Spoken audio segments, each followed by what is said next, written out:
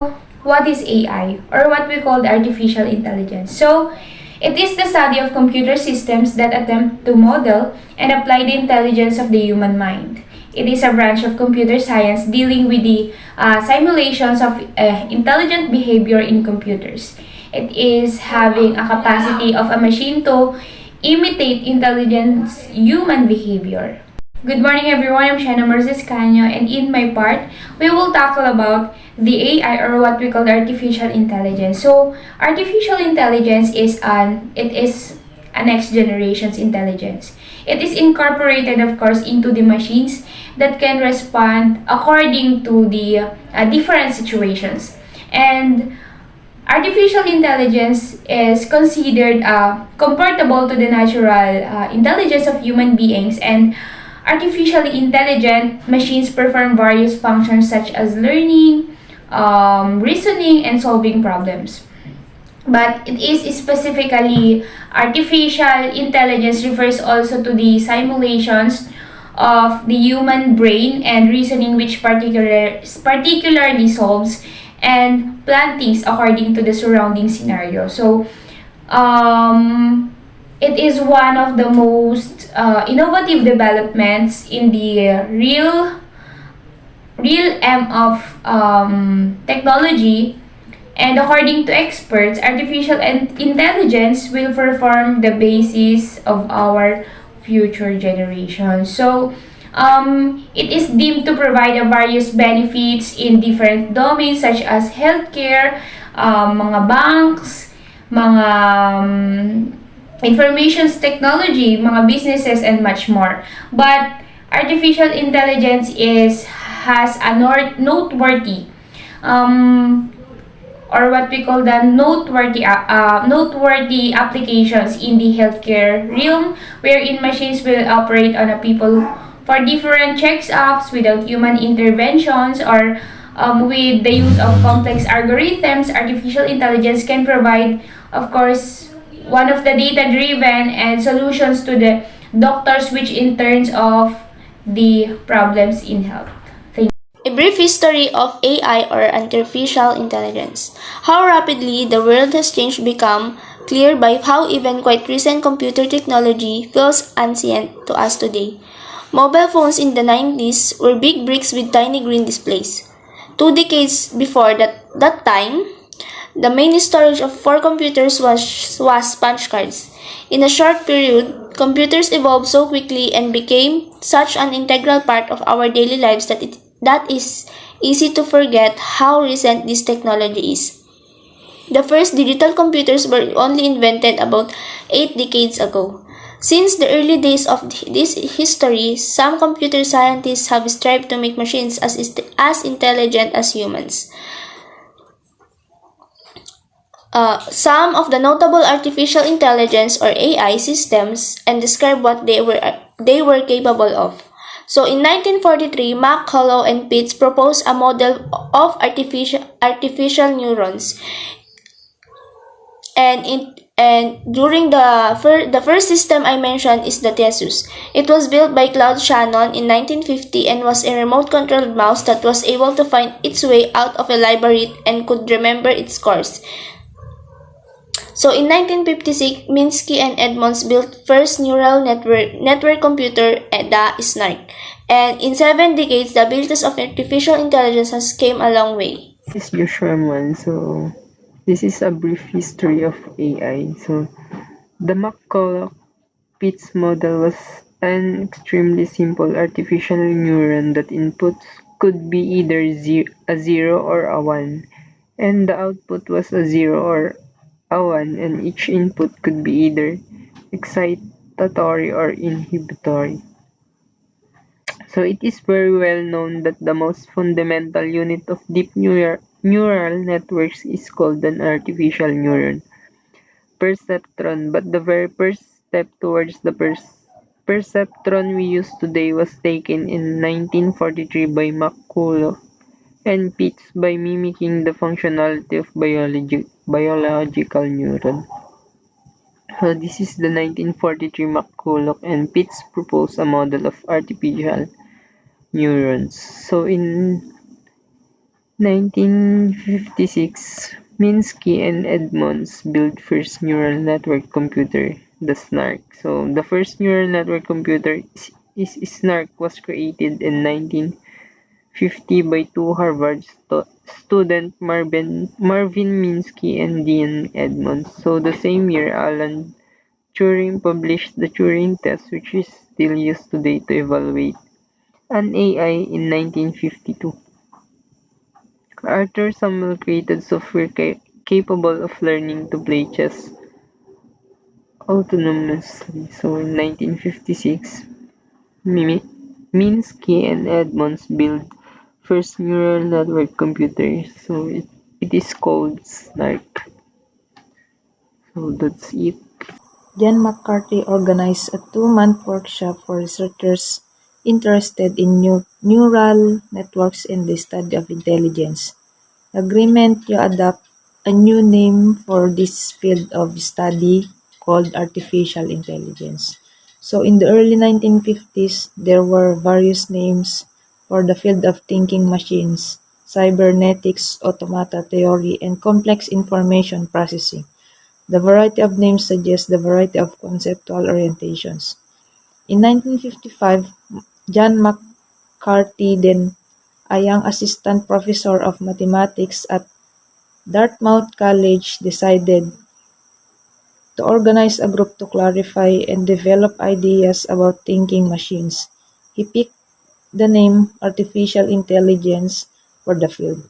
He chose the name party for its neutrality, avoiding a focus on narrow automata theory and avoiding cybernetics, which was heavily focused on analog feedback, as well as him potentially having to accept the assertive Norbert Wiener as guru or having to argue with him.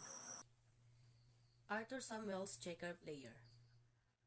Arthur Lee Samuel was an American pioneer in the field of computer gaming and artificial intelligence. He popularized the term machine learning in 1959. The Samuel Checkers playing program was among the world's first successful self-learning programs, and as such a very early demonstration of the fundamental concept of artificial intelligence.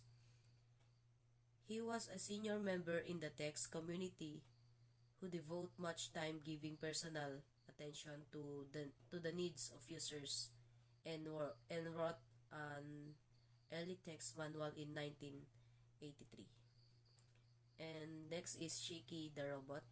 Shiki the robot was the first general purpose mobile robot able to reason about its own actions, while while other robots would have to be instructed on each individual steps on completing a large task. Shiki would analyze commands and break them down into basic chunks by itself. Then the next loss of work on neural networks. The loss function in a neural network quantifies the difference between the expected outcome and the outcome predicted by the machine learning model. In 1966 to 1970 for reality.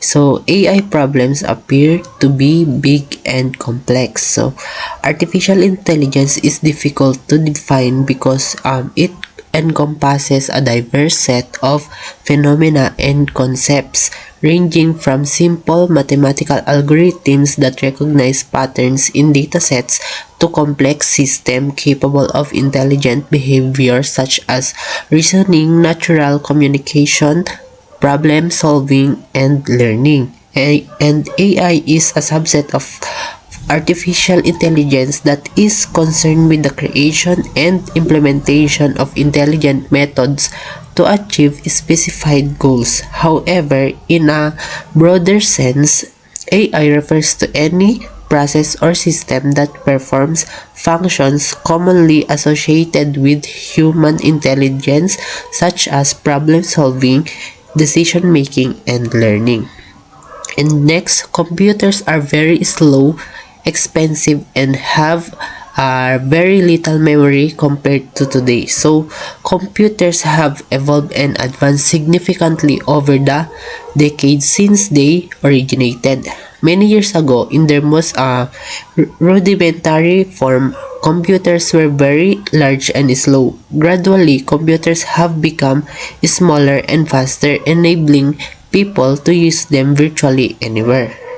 And new computer technology has enabled more business tasks as well. For example, as buying email list has grown, a professional can now use a CEO email database to reach more potential customers. The future of AI. Beyond negotiation, Moore says CMU is betting several other AI areas are going to be hugely important in the near future. The self-driving cars or vehicles that take over from a human driver in the event of extreme circumstances, and for improved medical care and treatment. As for tracking microexpressions, Moore says it will have big implications for healthcare and treatment of mental illness, as well as in education and entertainment. By capturing microexpressions, he says we can start to capture information about whether a person is becoming frustrated, distressed, or worried in the midst of interaction. So, and thus the open up doors to the to future explorations. So finally, we can say that the artificial intelligence or AI is the intelligence of machines and the branch of computer science that aims to create it. So AI textbooks define that the fields as the study and design of intelligence, where an intelligence agent is a system that perceives its environment and takes actions that maximize the chances of its success. There are several artificial intelligence problems, and we are going to address these challenges. So first is compute power. So the amount of power this power-hungry algorithm use in a factor keeping most developers away.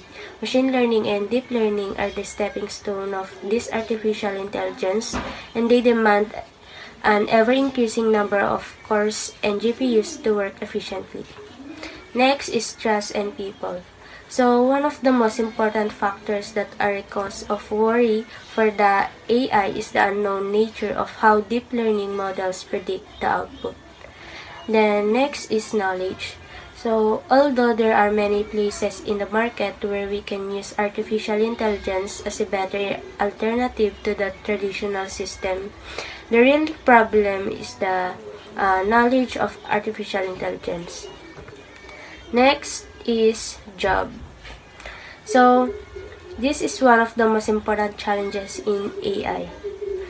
One that has kept researchers on edge of AI services is companies and startups. These companies might be boasting of above 90% accuracy, but humans can do better in all these scenarios. Next is privacy. The main factor on which all the deep and machine learning models are based on is the availability of data and resource to train them. The next is data and bias. So the good or bad nature of an artificial intelligence system really depends on the amount of data they are trained on. Hence, the ability to gain good data is the solution to good AI system in the future. Then last is deployment.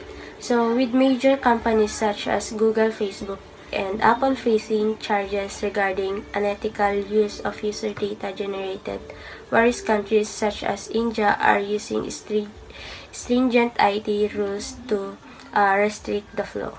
Thus, these companies now face the problem of using local data for developing applications for the world, and that would result in bias. If you really want to understand the use of artificial intelligence, you need to know the very real pros and cons of artificial intelligence. There are plenty benefits of AI, not just in large businesses and corporations, but also for individuals and small businesses. So here are the pros and cons of artificial intelligence. So first, precision and accuracy. space exploration, used for mining process, can do laborious tasks, fraud detection, manage records, lacking the emotional side, can do repetitive and time-consuming tasks, robotic pets, robotic radiosurgery, function without stopping, risk reducing. Diagnosis and treatment. Cost incurred in the maintenance and repair, not able to act any different, lack the human touch, lack a creative mind, lack of common sense, unemployment, abilities of humans may diminish, robots superseding humans, humans may become dependent on machines, wrong hands causes destruction. So that's the pros and cons of artificial intelligence. So finally, we can say that all the artificial intelligence is the intelligence of machines and the branch of computer science that aims to create AI textbooks define the fields as the study of design of intelligence agents, where an intelligent agent is a system that perceives its environment and takes actions that maximize the chances of its success. John McCarthy, who coined in term in 1955, defines it as the science of engineering of making intelligent machines.